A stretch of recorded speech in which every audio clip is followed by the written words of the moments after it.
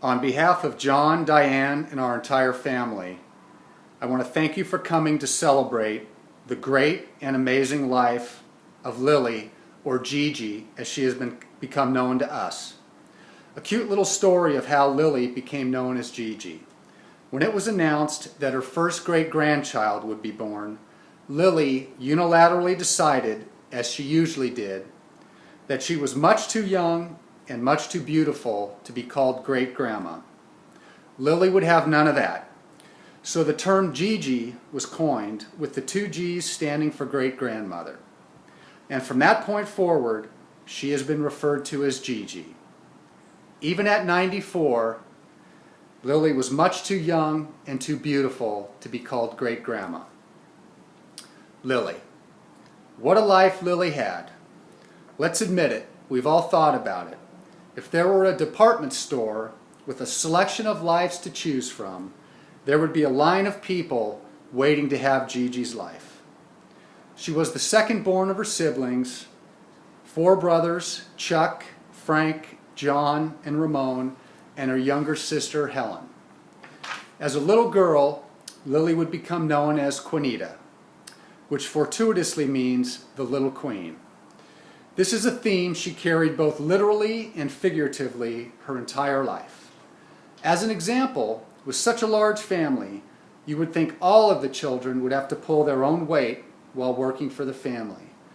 But when asked about what her family chores were growing up as a child, Gigi proudly and defiantly said, "I had no chores." This was one of the many facts we as grandchildren learned about Lily's life on her 90th birthday. We interviewed Gigi, asking questions we'd all been wondering about. We found out Gigi was a rule follower, but lived a full and encompassing life of fun within the boundaries of the few rules she was required to follow. She had a strict curfew, 12 a.m., and she had to be home by then, in the door. She bragged to us that to meet that curfew, she would have to leave the dances early to spend time with all of the boys who would ask her to dinner after the dances. Dancing to big band music, the sounds of Les Brown, Glenn Miller, and Tommy Dorsey was her favorite thing to do after she turned 18. While other girls were focused on getting married, Gigi was focused on having fun.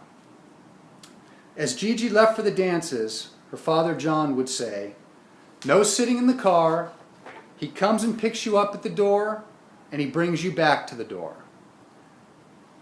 Gigi said most girls her age cedar chests were full of things for when they got married, but mine was full of corsages and gowns from all the dances I went to. There are a couple of great pictures of Lily dancing it up, stylishly dressed on a few photo boards we have set up, so please take a look. She spoke of meeting her first husband, John Chavera, at a gas station. She remembered of that day. His hair was messed up from wearing a baseball cap. But in Gigi's words, he took off his hat to reveal those hazel-colored eyes. His eyes just showed so much. Later, her friend would tell her that John said he fell in love with her and would marry her right now, if she would say yes. In true Quinita form, Lily told my grandfather, "I would not marry him if he were the last man on earth." But then, she said, he continued to pursue her, dropping off sacks of fruit and vegetables at her doorstep, and eventually they began to court. In true romantic form for those days, my grandfather proposed to Lily in an orange grove because she loved the smell of orange blossoms. After my grandfather died, Gigi insisted she would never get married again. And for 12 years, she held true to that mantra. But the second love of her life, Larry Murphy, changed her tune. After years of telling Larry the same thing, he took a chance and said, I know you said, Lily, you weren't going to get married again, but I'm going to ask anyway." Lily responded enthusiastically, "Okay." With both John and Larry, Quinita was treated like a queen. undeniable devotion by two chivalrous men. She traveled the world with both John and Larry, and then friends and family after they passed. Family was very important to Gigi. When asked about her favorite relative, ironically enough, it was her grandmother, her dad's mom. When asked what accomplishments are you most proud of, Lily said, "My family." Gigi was the matriarch of 4 generations, and she reigned as a proud, sincere, authentic, and determined leader. Loyalty to family was paramount with Lily. Anytime there was a discussion or disagreement about somebody in her life, the end of that discussion would be near, with Lily saying something like, "Well, Michael is my grandson." And that was the end of that discussion. When those words rang from her lips, you knew the discussion was over. And no matter what the issue was, the fact that we were family rose above all else, and it was our responsibility to love, to accept, and to be thankful for the family we had. Because nobody was perfect. Well, nobody except Lily. While Lily was strong, opinionated, direct, and sometimes curt with her tolerance of you, she never cast any judgment on you. She never came down on you for your decisions, your behavior, your actions. She always encouraged you. Never mind that there may have been disapproval in her slight look away as she spoke, but she never did anything but encourage you to get through it and get it together. One of the things that was so special about Gigi is that each person in her life had a very close and unique relationship with her. Even at 94 years of age, whenever you asked her about family, she knew exactly what each person in her life was doing. Gigi was able to make that connection, to share an interest and draw out your thoughts and feelings, whatever was important to you.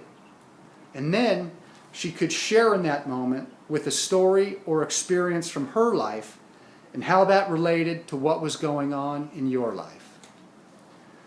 Gigi was a quiet force of love, and she always left you feeling better about yourself, knowing you were loved and with a smile on your face. Her trademark goodbyes were, "I love you, God bless you."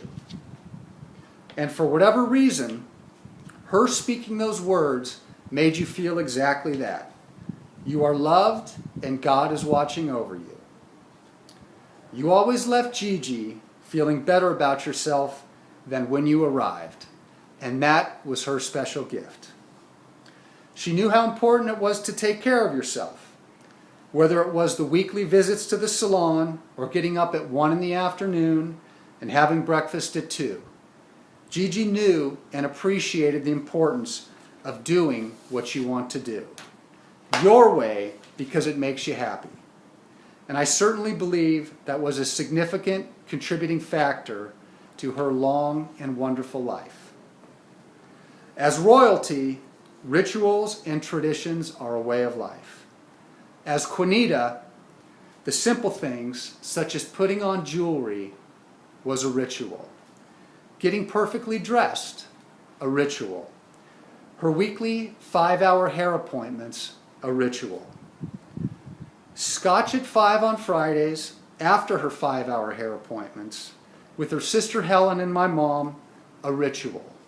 Scotch time with dark chocolate, I might add.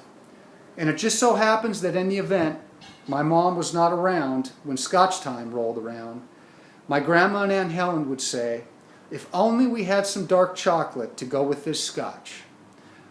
And to the rescue, my sister Kristen came, as she always knew my mom's secret hiding spot for dark chocolate. A decadent treat for a decadent queen. When asked, "How do you want to be remembered?" Lily said, "As a beautiful person." Well, Gigi, Grandma, you will always be remembered as a beautiful person, both inside and out. We love you. God bless you.